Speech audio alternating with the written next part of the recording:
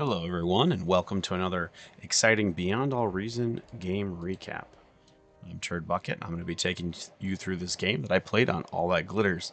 I really got to branch out and try some other maps. I feel like all I do is play All That Glitters. In today's game, I decided to play Front because why not? It's a position that a lot of new players are either forced to play or want to play because they're trying to learn and do the right thing, which is get out there on the front lines and throw themselves in the fire. When I used to play the older version of this game, Total Annihilation, my style was more eco-driven. I would basically pork up, build a bunch of defenses around my base, and then sit and wait and build up my economy so that I could come in with a ton of units and try to crush the enemy. So I am not used to playing Frontline. It's not something that I typically do, but I am trying to branch out and learn new things. As I'm assuming you are too. That's why you're here. So let's do this together. We can see no air. He's going with his very popular 3 mechs, 1 solar, 2 windmills, lab start. I'm sticking with my traditional 3 mechs, 2 solars, 1 lab, or my lab, sorry. Windmills here. And then right after that, I'm going to build 2 ticks to try to go out and harass the enemy before I get into my constructors and reclaim bots here. Jiminy is going with a similar style as No Air, doing the 3 mexes, 1 solar, and then dropping those windmills. You can see the wind is doing pretty good, but his energy, I'm sorry, is building up here, so we're doing pretty good. Blue Spartan 9, he went with no solars and is struggling mightily on his energy. He is trying to build his construction turret, which is extremely energy intensive. And so even though the wind is at 16, he is still struggling to grab that energy, with his commander making those windmills and with that construction turret being made. Green Aura has built his lab backwards. I've said this on previous videos. It's not the best strategy unless you're going to reclaim it, and maybe in the tech spot or for another reason on the front line. Because your units are going to exit the lab this way and then they're going to turn around and go back. So you're wasting a lot of time and frankly energy with your units having to run around the lab instead of being able to just spit right out the front and head to the front line. The other issue here is they really only have one place to go, because to come around this way would be even more of a walk than to turn to the left. The other thing Green Aura is doing is they've made some units, but they're not bringing them to the front line. So it's important to bring those units to the front line quickly so you can try to establish a strong front. You can see it's 3 minutes in, no air. Had his commander walking by 2 minutes and therefore has got his commander up on the front line quickly. Myself and Jiminy, we are making our way up now. Jiminy is dropping some of those metal extractors along the way. I'm opting to just go straight up and trying to get up to on that front as quickly as possible. On the opposite side, we see a very different story. Dirty Apples is just barely getting to the front now, along with Bad Kids. And then Indestructible is very slowly making his mexes, taking his time, bringing his commander up. Vinny Hood is doing the exact same thing. And unfortunately for them, good for us, No Air's leak is going to come in and start taking out these metal extractors that Indestructible just made. So he's wasting time bringing his comm up. He would have been better off just bringing the comm up quickly, stopping that tick run by, and then he wouldn't have lost the mechs in the first place. So it's always something to consider. You might be trying to get that early eco, but you may end up losing those units, or I'm sorry, those metal extractors anyways, losing that eco to the early raids. So I'm up here, I'm trying to establish my front. I'm bringing my units up and building a line of LLTs. Got 3 queued up here, along with my radar, which is going to give me great vision of the area that I need to try to defend. I'm defending in here, here, and here, right? I'm going to try to pop this bubble into their front line so I can force them back and deny them this eco here. There's a lot of metal extractors in this little area right here. So if I can take this and defend it, I'm going to be doing pretty darn good. All right. Let's check in. Who do we have here in the back line? We got 8 Obo, or Bobo, perhaps is how he'd like to be called. Wariat, Ball Rocky, and Titanium in the back line. You can see, man, No Air he is up in their business and causing them some trouble. But they've got a pretty good air player that's responding well with shurikens and stopping a lot of these raids. But still harassment nonetheless, right? Something that the air players got to focus on. Something that these other players have to go send a unit to, like the eco player is to reclaim it or to destroy it. So either way, it's causing them havoc. It's causing them to have to deal with it.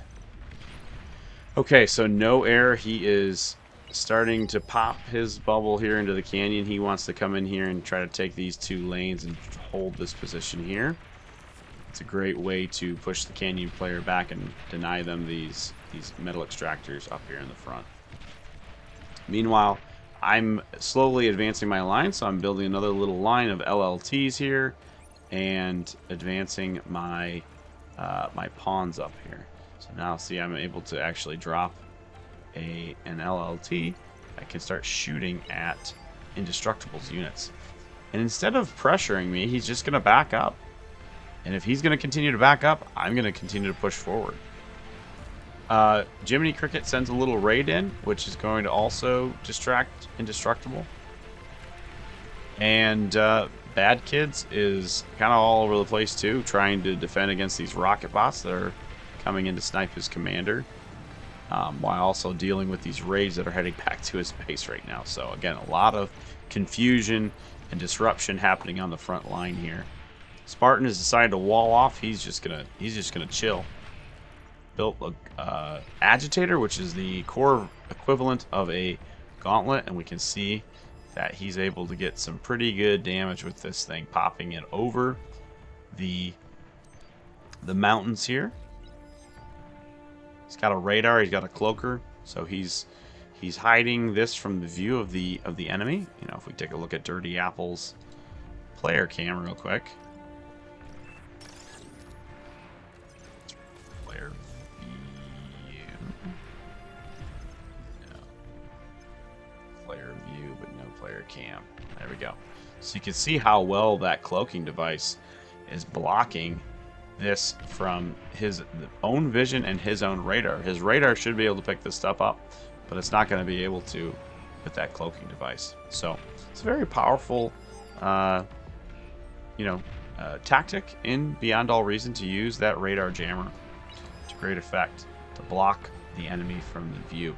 And his long-range units, his maces, and his rocket bots can't shoot at anything in here because they don't have vision.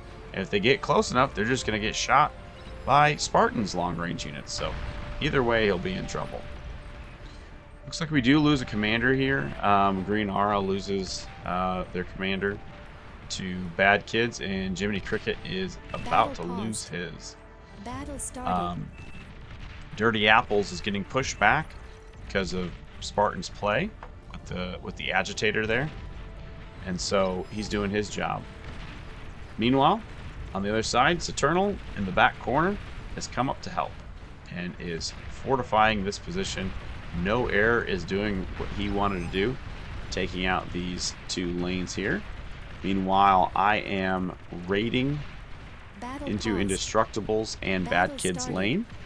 I'm not getting very far with my little stream of pawns here, but it is at least forcing them to keep their line farther back. So you can see we've denied him 4 metal extractors. That's probably Bad Kids there. But overall, as a team, we've denied them at least 5 5, maybe 6 metal extractors here on the front, which is going to be huge. We can turn those into troops. They're not going to be able to, especially with both of them going vehicles, which are very metal-heavy units. You can see he is reclaiming, perhaps. Let's see what he's got going on here. No, he's not reclaiming. So even though he is currently sitting on quite a bit of metal, when he's producing units, he's using almost twice, if not 3 times the amount of metal he's bringing in. So that's just not going to be sustainable in the long run, right? Eventually, the amount of metal and territory that we're taking here is going to help us produce more troops, which in fact it already has. Now I've been able to drop a second lab, a vehicle lab, which will be able to rival those units of Indestructible. Alright, so we're 10 minutes into the game. We're hoping to get some T2 pretty soon here. So I pay out Catwa for a T2 unit, and he's going to transport it over for me. You can see it's a very generous thing for the eco player to queue up the mexes so that a frontline player who's focusing on microing their units on the front line is not going to have to sit there and build at least these first 3 mexes. So it's definitely good strategy and a helpful thing for the eco player to do that. Alright, you can see here, I'll turn on my player camera. Let's see, I think we just want player view. Yep, player view. So, this is what I can see right now. I can see his line because I've got ticks coming in. I know he's got a pretty decent line of tanks here. It's actually a little bit poor on my part that I don't have more units out in the field right now because I've got the economic advantage at this point. So I am trying to build up my build power around my lab so I can crank out more units and get myself into the fight. Because right now, I'm kind of just holding this line. And you can see how far we've advanced here. I definitely could be taking more territory right now. So I decided to go for a little raid and try to take out Wariat's tanks here. So I bring my tanks and my pawns up forward to try to screen for my commander. I don't want to just send my commander in to die. So I'm trying to take out as many units as I can and then bringing that commander forward, and then we will go ahead and degun that last unit. That does draw a ping from the enemy team. Turn that player view off again. We can see I basically got a straight shot to Vinny Hood's base here. So I'm just going to go ahead and send those pawns in. Meanwhile, taking my commander to degun that LLT. Got some rocket bots shooting at me. But if we take a look at Vinny Hood in his player cam, he is not paying attention right now. He's got my units destroying his base right now. I've got tanks that are coming back in. And so he doesn't know where to go. You can see he's all over the place, right? And so then I'm able to take my commander in and take out more of his rocket bots with my D-gun. I'm a little bit injured at this point. Got 75% health. Still could do some work. But I'm not going to send my commander into a giant pile of rocket bots like this. So I'm going to let no air do that micro. And we'll just go from there. So I do have my my construction turrets, surrounding my lab, but my economy is not doing so well. I'm not taking in enough metal to build these vehicles, these tanks, fast enough. So I am going to, at some point here, very shortly, switch over to just making blitzes, because I don't really need big, bulky, tanky units at this point, right? What I really need, and you can see this here with this little raid, I need something fast. That it's just going to be able to get behind the enemy lines. So I got to pull my comm back there, lose all my units. Not a great trade, not a great attack on my part. Probably should have gone around the mountain and back this way, but again, I don't have all that vision, so I don't know what's there. I don't know if Vinny Hood has stockpiled some troops here to try to stop me. But in any case, I'm bringing my commander back. And now you see I do draw. This is where I'm going to go next. But I decide here shortly to get rid of these, this more complicated build order here and just stick with some blitzes. Do ask Eternal, who, if we zoom out, we can see he's got a nice little chunk of units. I'm asking him, hey, let's go ahead and raid along my green arrow here. Give him a few pings to try to get his attention. Sometimes people are back at their base and they're not really looking, but at any rate, you know, trying to get his attention, trying to ask him to, hey, let's go ahead and raid. I think we can do some real damage going around this way. Now we have that vision, no air, and he is going to draw the tanks of Indestructible back over here, which unfortunately is going to do a lot of damage to those bots. One thing that tanks have are the ability to take a lot of hits. Bots do not, but bots are faster, they fire faster. See some great D guns there by Vinny Hood. Man, nice job. Again, why the commander's so powerful, and you need to have him up on the front. Fortunately, their front line has been pushed back here now, so that's where he's supposed to be, but it's definitely not an ideal situation for Vinny Hood. So we see Eternal finally gets the memo. He decides not to take my advice and come around this way, but instead goes straight up the middle, which is fine. You know, it's his troops. He can do what he wants. I'm just happy that he's attacking at this point. I send what little units I have at this point, which were some blitzes, and you can see that I have switched over. And now I am cranking out a blitz every 5 seconds, it looks like. My metal's doing fantastic now. Probably a little excess metal there. I shouldn't be keeping that much. And I am also spamming ticks into Indestructible's front here so we can have vision for Eternal and my attacks. So we're pushing them back. This bubble has turned into a giant hole in the front line right now. Right now we can attack from so many different places. We can come in through here. We can come in through here. We can come in through here. We can go around this little mountain and attack in here. We've got a lot of different options for different types of attacks. You can see Jiminy, Cricket, and Tawa have done also a phenomenal job. So no air, decided to go air. He's got some bombers. He's doing some work. Takes out the top player, Bad Kids. To have resigned. Let's see who resigned. I don't know. Wish I could remember, but I cannot. Back corner player, I'm not sure who that was. Maybe the air player resigned. But in any case, the game is not going well right now for them. We are winning on every single front. And now you can see that critical front line, right? That's supposed to be up here. We have taken all this territory. Denied them all this metal.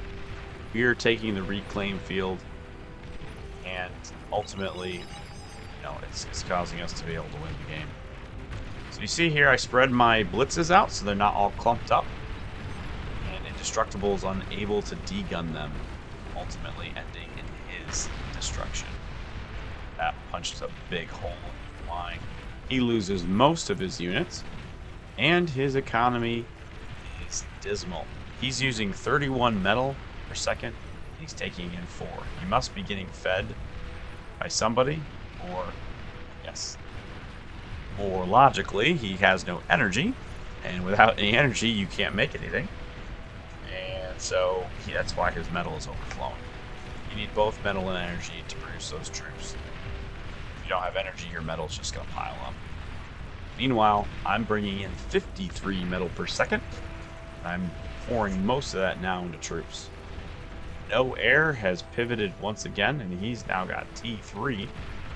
It's at the 18-minute mark. We've got a frontliner with T3. That should tell you how big of an advantage you're going to have by busting through that front line and taking those metal extractors, gaining that economic advantage. Front continues to get pushed back now. See, they are forming ranks farther and farther back each time. Building up another little blitz ball here. We're going to send that in here shortly. Trying to go for another attack. We did see Resign come out, but they did not pass that.